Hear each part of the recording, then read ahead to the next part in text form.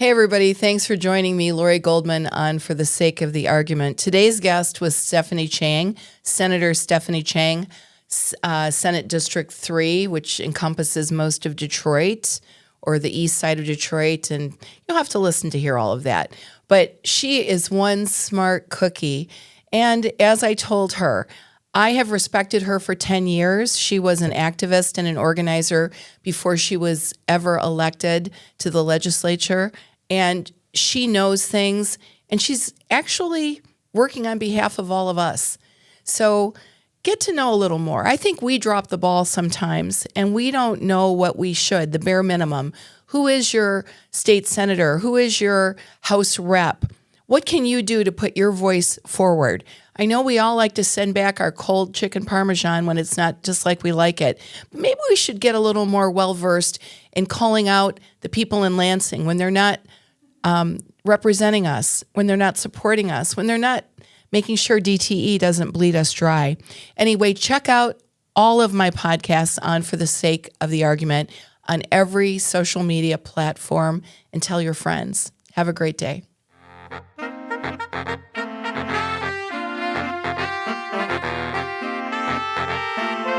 State Senator Stephanie Chang, welcome to For the Sake of the Argument. I am almost fangirl giddy to have you on today. Aw. Because I have known you since the 10 years that Femmes for Dems has existed.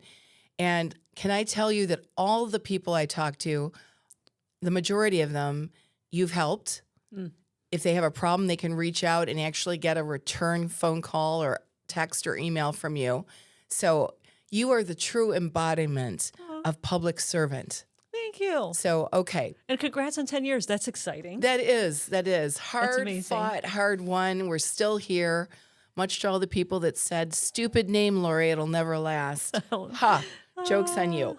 You've been one of the most vocal advocates against ICE's presence in Detroit. What have you done so far to oppose ICE, and what more needs to be done by the state?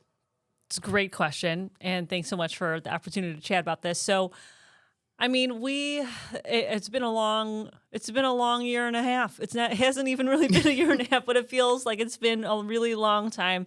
We've been directly helping a lot of individuals who have been fighting their deportation. Folks who, and these are like Amazon Flex drivers, construction workers, small business owners. I mean, a lot of the folks that we're talking about are just, they're people. They're people in our communities. Not marauding criminals? Exactly. They're just people. They're people, they're family members. A lot of them are dads. And so the folks that we have been trying to help often have been detained at North Lake Processing Center in Baldwin, Michigan. Oftentimes it's trying to help people get a lawyer. Oftentimes it's trying to figure out what we can do to support the family members who have now lost their breadwinner. Oftentimes it's helping to write support letters and get other legislators and elected officials to sign on for supporting people's bond hearings, advocating to ICE, doing action alerts to try to get people to support. So it's been a wide range of things where we've been really trying to directly help people who are impacted, but also I think really importantly raising the profile of what's happening and trying to humanize this issue by telling people's stories, because you sort of pointed out, right, that sometimes there is this false narrative around, dangerous immigrants. Right. But that's just not the case, right? This we know, and there have been study after study after study, right, that shows that actually immigrants commit far less crimes. And also for the folks who are in detention in ICE facilities right now, the vast majority have no criminal background whatsoever. But talking to people about the fact that these are dads, like these are uncles, these are some of them high school students, right? And talking about the fact that one's a baseball star, a couple of them worked at Chili's, right? Just really trying to hopefully resonate with some people that these are our neighbors. They're people that are working, and they're people that are paying taxes, and they're people that are functioning, contributing members of our society. that people's racism and xenophobia just drive them to hate. I have a question. We hear a lot about these people being just kidnapped off the streets. And you talked about the detention center and about finding legal counsel. Is the legal system even working in these situations? Are there people that have been picked up even months ago and might have had legal representation that are still languishing in these for-profit detention centers? So there's a lot that's going wrong, and there's a lot that I think is broken about the way our system is, well, failing to work right now. And there's so many different elements of this. I'll try to name a few. One is that there are. So I'll name, for example, so the Michigan Immigrants' Rights Center, right, amazing organization. They provide free services, free legal services. They don't have the capacity to take on all the cases that people call in trying to get their help. And that's because there are just too many people. It's every day that people are getting picked up in our state. And so there aren't enough lawyers. And then even for the lawyers who are trying to help, they're completely stretched thin. And so I think the groups have, and our office and others have been trying to be helpful in like helping with intake, like getting as much information as we can before we hand it off to an organization, or trying to help connect to different, just whatever resources we can, right? People are crowdfunding to be able to help pay for lawyers. People are crowdfunding to help pay for bond. I mean, like, it's one of the things that is really, truly amazing is how communities have stepped up to support one another, but it shouldn't have to happen. I will also say that, it's been really crazy following some of these cases. So, some of them where, the person gets picked up, they are able to get a lawyer. Many more people, unfortunately, their bond is getting denied. And sometimes like the judge that they will get will be like in Virginia or Ohio. Not even here. Yeah. Not even face to face. Because we don't have enough immigration judges. And so these are all pretty much on Zoom. And so the Zoom hearings, you don't even know which judge you're going to have. So then how is an attorney supposed to prepare? Because oftentimes you need to know the background of the judge, like what are the things that we need to emphasize. And so there's like that unpredictability. So we don't have enough judges. We don't have enough lawyers. We're like, everyone's sort of scrambling around. And thankfully, I mean, there has been so many people that are just stepping up to help, which has been amazing. It's really inspiring, actually. But I think it also shows very clearly that the system is breaking. It's breaking. Breaking horribly. Do you think our state government is doing enough to oppose ICE? I am hopeful that we can do more, right? So myself, Mary Kavanaugh, Jeremy Moss, and then others in the House. Carrie Reingens has been doing a ton. Veronica Pais, My Song, Betsy Kofia, the list goes on. A lot of folks have introduced bills. And so we have been pushing Senate Bills 508 through 510 to unmask ICE agents and law enforcement, to protect schools and places of worship and hospitals and courthouses, places that were previously protected under both Republican and Democratic presidents from immigration enforcement, and then also to protect people's private data. Like, these are things that we shouldn't even have to talk about, right. But unfortunately we are in this time where we have to talk about these basic protections. And so we had 2 really amazing committee hearings on the Senate bills. And so I've been advocating for being able to get those voted out of committee and a Senate vote, because I think it's really important that we as a legislature take a stand and show that we recognize that there need to be changes, and if the federal government isn't going to make those changes, well, then we need to do what we can at the state level. There are other things that I am concerned about. So I've been talking with the governor's office, and I'm not for quite some time now, about the license plate reader issue. Tell us about that. Yeah.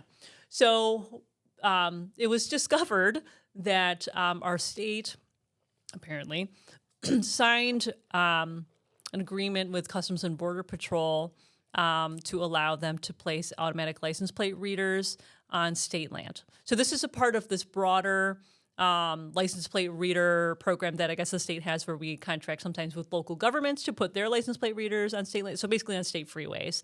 So I can't remember exactly how many. It's maybe half a dozen license plate readers that we agreed to have Border Patrol put them on our land. And that's really concerning. So I'm hopeful that they can rescind those agreements, because we shouldn't be cooperating with Customs and Border Patrol to have people's personal data from these license plate readers. And that's everybody's license. They can read anyone's, Yes. regardless of whether you were born here or not. So like 696 and 75 and all the freeways, this is going on? I can't remember the exact locations. I have like a partial list written down somewhere, but it's in several different parts of our state. And again, it's, basically Border Patrol is allowed to put a license plate reader on a state freeway. How long has this been going on? What is that data being used for? What protections are there? There's a lot of questions that we should be asking right now. And so I know the Michigan Immigrants' Rights Center has been really advocating to get these agreements ended. I've been trying to push as well. So I think the more that we can raise this issue, hopefully MDOT will do the right thing and rescind those agreements.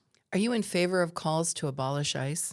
I am, although I haven't really been using those words, because I know that sometimes people get upset about words, which I understand, actually. I mean, the fact of the matter is ICE didn't exist prior to 9/11, and we didn't need ICE prior to then, and perhaps we don't need ICE now. Immigration is a civil matter, and so we don't need masked ICE agents out terrorizing our community and detaining people. We have immigration courts. We have a whole system that has existed for a long time to process immigration cases. We do not need ICE. I do believe that, yes, border security, we need that. Like, that's what Customs and Border Patrol is for, right? And so, like, we have these longstanding entities that have been doing that work that actually is important. And but I think that we've got ICE, now apparently IRS agents, ATF agents also now cooperating and helping, because ICE doesn't have enough people apparently to do the mass detention and deportation effort that they are trying to do, which is really quite scary, actually, because if we are concerned about the tactics that ICE is using and the lack of training, I'm pretty sure that IRS agents and ATF agents also probably don't have that much training on immigration. No, it's terrifying. And you said a minute ago that words matter. So do you think Dems are missing the mark when it comes to the immigration debate? Are we using the right words? Are we putting forth the right arguments? I think that this is a great question. I think that we should be, now is the time where Democrats and independents too, who care about this, and anyone, right, who cares about having a functioning society, should be speaking out boldly. And to me, I care kind of less about what words people use, but I do think that what's most important is that we are humanizing immigrants, that we're not trying to divide, that we are trying to actually uplift the stories of people who are impacted, and that I also think it's really important that we're like in this moment, not just talking about the people that have tragically been murdered by ICE, but also thinking about the systems that we need to put in place. Because the thing that I worry about, of course, I worry very much about what's happening right now. But the thing that I worry about is that because what's happening right now is so in your face, and there's like these videos, right, of people being murdered by ICE, and people see the videos of people being kidnapped by masked ICE agents. And children. The thing that I also am worried about for the long term is that we need to continue to build the public and political will to actually pass comprehensive immigration reform in the future. And we cannot be afraid to take that on. So like we can't, like, in a few years, if ICE isn't murdering people, that's great, but it's also still not comprehensive immigration reform. So I think that as Democrats and as anyone who cares about a functioning society, that we need to also be talking about the thing that we want, which is, pathways to citizenship, like respecting the asylum process, ending the visa backlogs, like all of these things. And so we have to address the current crisis, but like, let's make sure that we don't forget how we felt in this moment 3 to 5 years from now, because if we just continually fail to pass something meaningful, then we will continually be failing people. So, right. Or become desensitized. Yes. Because that happens so much. So much is thrown at us all the time. That's that pejorative name for people that complain, called a Karen, which I think is terrible, and I feel sorry for all Karens. People, citizens, voters, people that care should embrace a little of that and start speaking up against these things that are wrong. Each one of us as citizens has a right and an obligation to voice what is going wrong in our state, in our country, every day. And I wish people would take that on with more, emphasis than they are right now. Okay, let's switch tracks. You were in the minority of legislators to vote against tax breaks for AI data centers. Why do you think Dems and Republicans signed on to that legislation last year? Yeah. So, thanks for bringing this up. So, I did vote no. I was one out of, I think, 4 Democrats who voted no in the Senate against the tax breaks for data center bills. And the reasons why were, one, I should tend to just vote no on corporate tax breaks generally. Yay. Thank you. Thank you. But also, no, thank you. Yeah. Yep. Well, I also, was concerned about the energy use and the water implications. I will give credit to the folks who worked on this because they did improve the bill over time, right? So it got less harmful in terms of some of the safeguards that were put in terms of environmental protections, and I appreciate the sponsor for doing that. I do. I really do. But we are in this place now, right, where there are all of these data centers that are now coming in, and, we might need some data centers, but we should be doing it only in a way that protects consumers, right? And so we need to make sure that whatever data centers are in Michigan are not raising people's energy bills, that aren't harming our renewable energy standards that we just passed a couple of years ago, and that is not basically taking our precious natural resource, which is water. And so I think that unless we put in those protections, I am concerned about the proliferation of data centers. Thankfully, of course, so we have seen at the local level, city after city, township after township, in both like blue and red areas of the state saying, let's hold off on this, because I think that people are recognizing that actually we do need some safeguards. And we can't protect the water. You can't safeguard the water. The water's fucked. The water is unusable unless someone can tell me differently. This is everything I've read. So I'm very concerned about water. Was a top priority for me.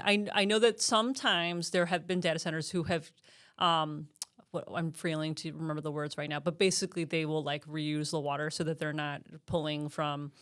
So they recirculate, recycle Yes. the water that for their needs. Yeah. Because that water can never be used again in any other arena. Yeah.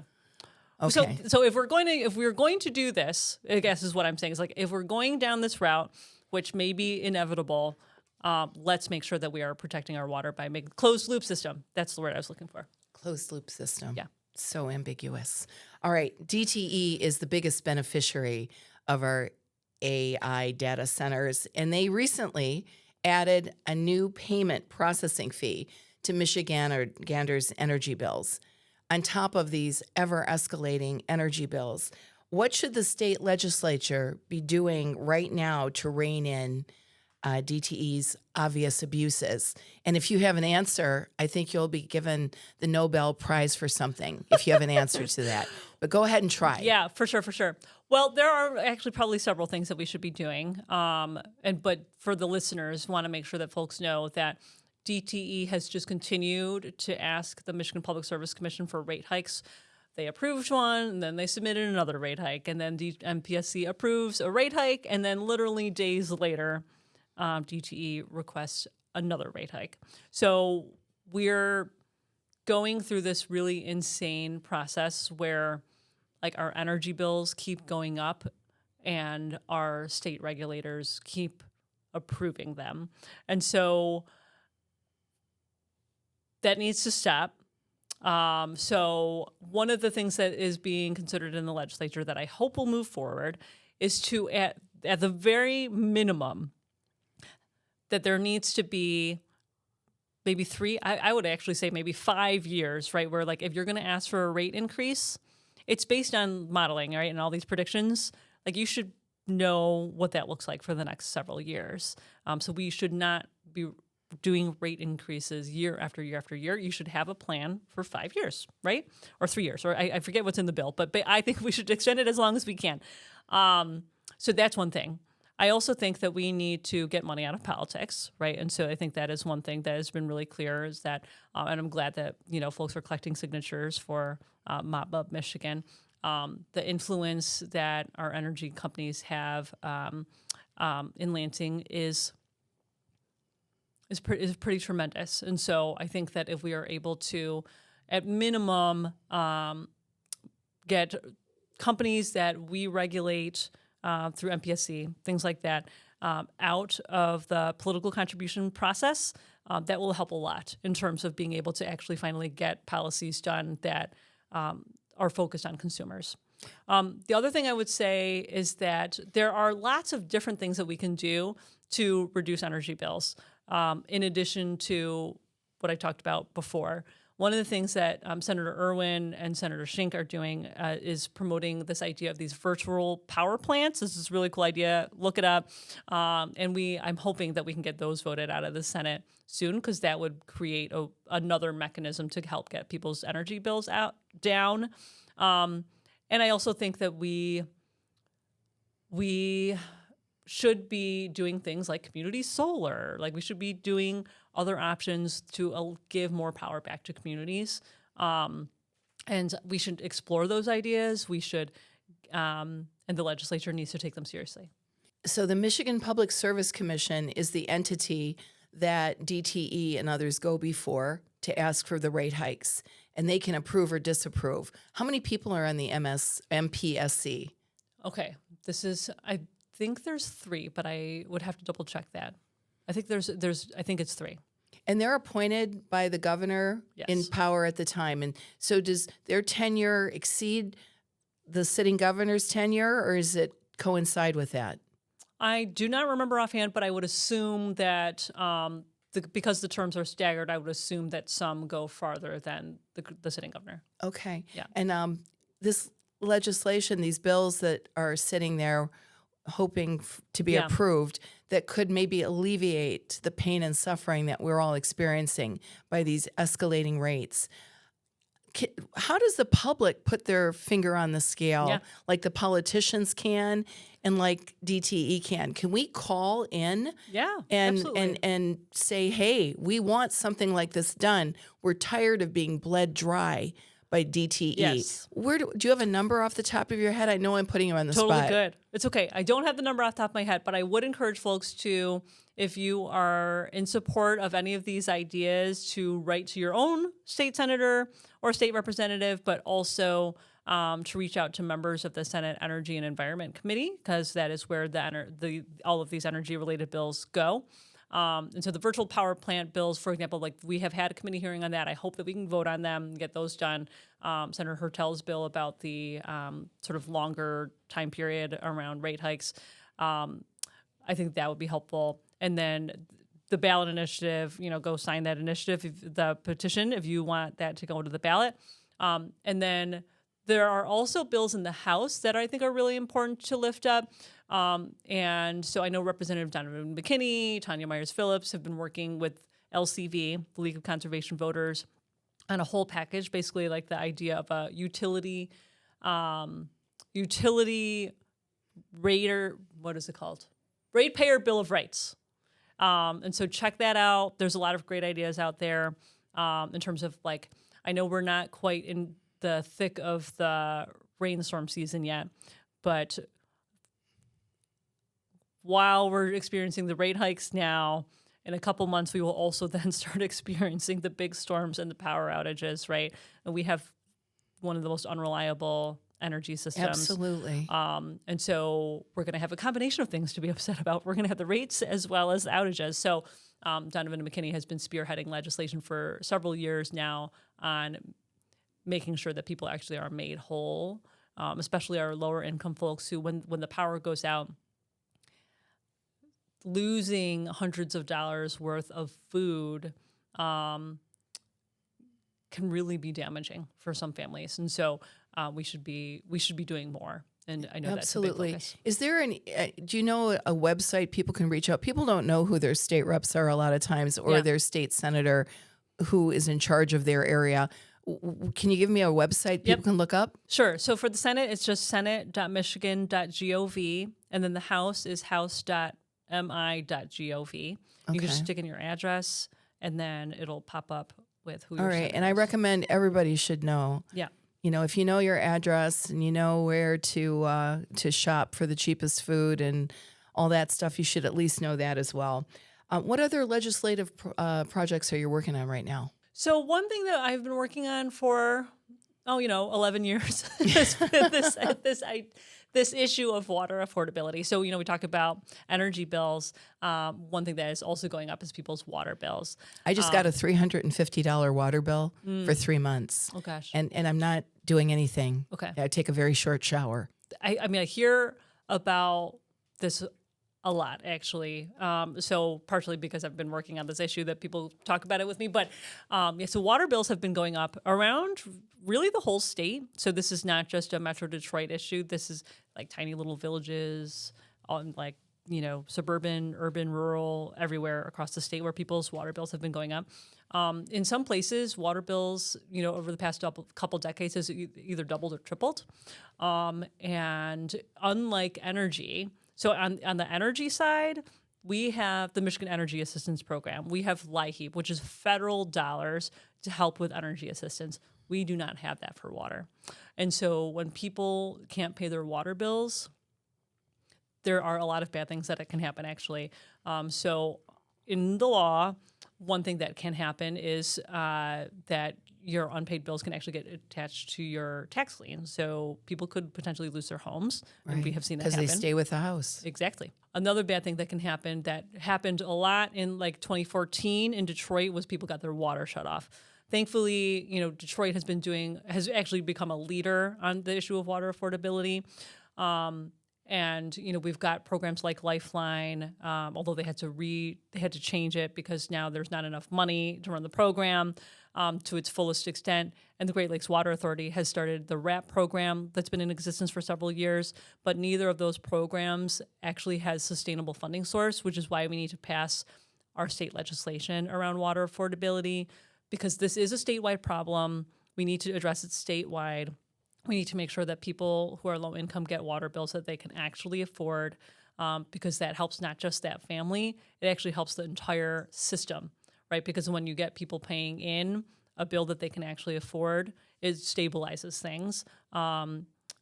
We also need to fix our water infrastructure. And as a state, we have provided funding for that, but we're so far behind. And again, the federal government is just not really doing the part that it needs to right now. And so I'm really concerned about this, actually, because for the folks who have been on the RAP program or been on Lifeline, some of them are going to have to start to get cut off because we as a state, we have not limited resources. Funded them. Yeah. And so the rates are going up. So there's going to be more people who can't afford them. And we haven't funded the programs to the extent that we need to. I heard last week that Wayne Metro Community Action Agency, which is the entity that that helps with both Lifeline and RAP for Wayne County and beyond, they have about 1,000 people that they can't help who have applied. That's 1,000 households. Some of them probably have children, and they are not able to get help right now because there's no more money. It's a problem. It is a big problem because water, like healthcare, is something that people deserve. You need water to live. You do. You need water to live. You need water to maintain your homes and your investment and your children's health. Yep. So you are a state senator in Senate District 3. Tell me what that encompasses. Yep. So I'm in Detroit. I live in Detroit. So it's a good portion of Detroit, mostly the east side, but then also, a little bit of downtown, Woodbridge, North End. I also represent Highland Park, Hamtramck, the west side of Warren, Madison Heights, Hazel Park, and then one precinct each in Troy, Clawson, Royal Oak, and Sterling Heights. Okay. So it's a fun tri-county. What's the best part of living in Detroit? Oh, so many things. I would say, there's just always so much going on. And I think that I'm so proud to be a Detroiter because we are so resilient, and we just have amazing people who have, especially the longtime Detroiters, who have just been making things happen and not waiting for anyone to fix things for them. They're just making things because they'd be waiting a long time. Yes, exactly. Yeah. Oh, okay. Listen, in your Instagram bio, you have hashtag Mommy Legislator. What's it like balancing between being a mother, wife, and in government? How do you handle it all? So I am a proud mommy legislator. When I started in the legislature in 2015, I was actually pregnant with my first daughter, who you have met. And Yes. so now she's 10, which is going to be 11 soon. It's been quite the journey. So it's been this simultaneous motherhood and public service thing going on. And it's been really great. It has been, of course, challenging, just like any other working parent, but sort of with some extra added dynamics of this job of, juggling. And of course, very public facing too. So there's a lot of that. And I'm really grateful. I have supportive husbands, supportive parents, mother-in-law. We've got some aunts who have everyone's been pitching in to help raise these kids. It takes a village. It takes a village. I also take my kids to a lot of things. So they have been to protests and rallies, and I've held some of them as babies while doing panels, and they've just have been to a lot of things. I actually, this past weekend, my daughter volunteered to come with me to events, and I was like, okay, this is great. And they are sort of a known quantity as well now because they have been to so many things out in the community. So when we talk about civic engagement, my kids are doing it. What a gift. every day. What a gift that you give them, and what a gift to them to have this legacy of a mother. And long before you were elected as a legislator, you were an activist and an organizer. So when your term limited, what's next for Stephanie Chang? Yeah. Thanks. So not totally sure, but I'm not running for office. And I am eager to continue making a difference in some way, whether that be through some type of leadership role in the organizing advocacy nonprofit world or perhaps in philanthropy. So starting to have conversations with folks about what that could look like, but eager to use my skills and expertise in a way to help make a difference for people. There's so much that I've been really proud to work on in the legislature that is going to need a lot of continued work. And so I'm eager to keep playing a role. Before we went live and started this recording, I told you, and I meant it from the bottom of my heart, you are one of the most authentic, caring people. You are a true public servant. And you know what? Michigan needs you. Our country needs you. So I hope you will find it in that big heart of yours to serve in more ways after you're done with the state Senate, because you're the real deal, Stephanie Chang, and I thank you. Thank you. Thank you for having me on.